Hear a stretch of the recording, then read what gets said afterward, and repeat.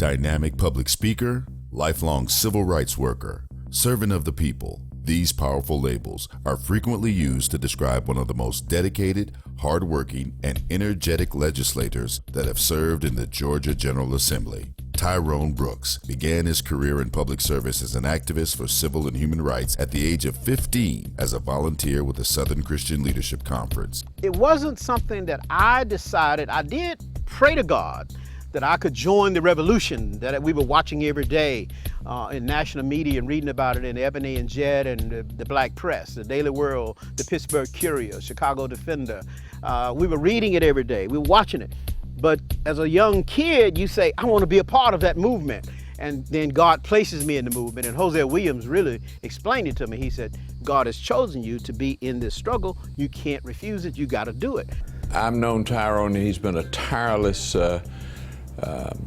advocate for the rights of really those who have no voice, that is African Americans and other minorities and women who, if it were not for Tyrone Brooks, would not be represented, in my view, on the judicial bench or of many of the courts in this state. This mass lynching case in Monroe signifies the uprising of African Americans around voting in the Democratic primary in 1946, which caused a lot of lynchings. And I said to them, the reason this case has not been solved and did not get solved in 1946 is because we did not have African American judges, we did not have African American prosecutors, we did not have a judiciary that was diverse. We had an all-white Jim Crow judiciary that basically decided that black lives did not matter.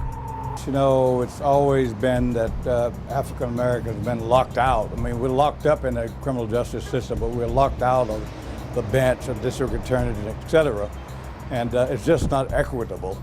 And Tyrone Brooks decided that he would bring a class action suit against the state of Georgia.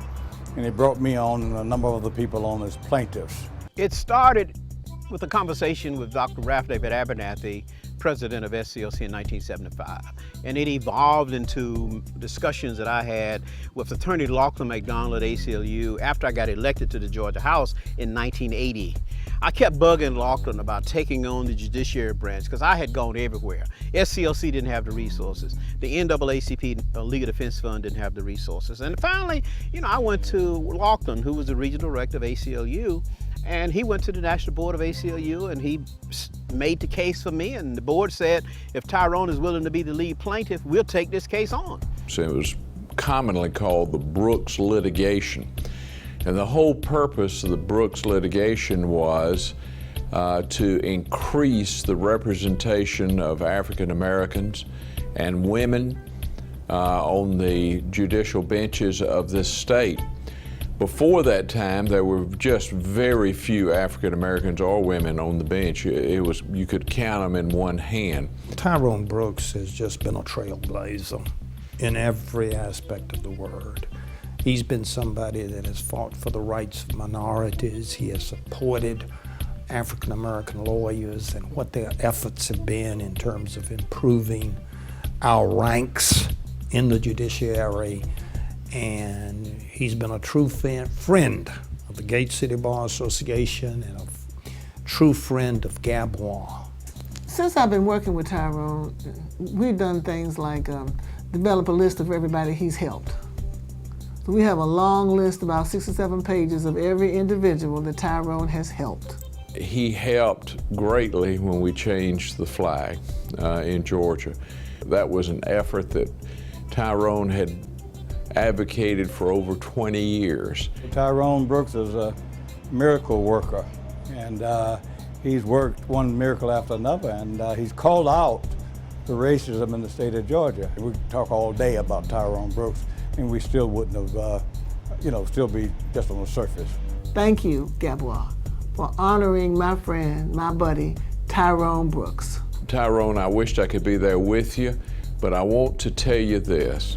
The state of Georgia would not be as open or as represented as it is today if it were not for you, and I congratulate you greatly on this award. Well, I want to thank GABWA, my sister organization since 1988. You've provided the inspiration and support beyond any measure that I have imagined. You know, I can't call all of your names, but God knows you know who you are, particularly Susan Wynn Alcaberry and Jose Alexander.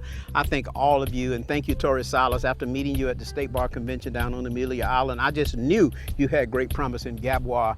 Thank you very much for this honor. It's for all of us collectively in the movement, not just for Tyrone Brooks. Thank you very much, and God bless you. Ladies and gentlemen, we salute Tyrone L. Brooks Sr.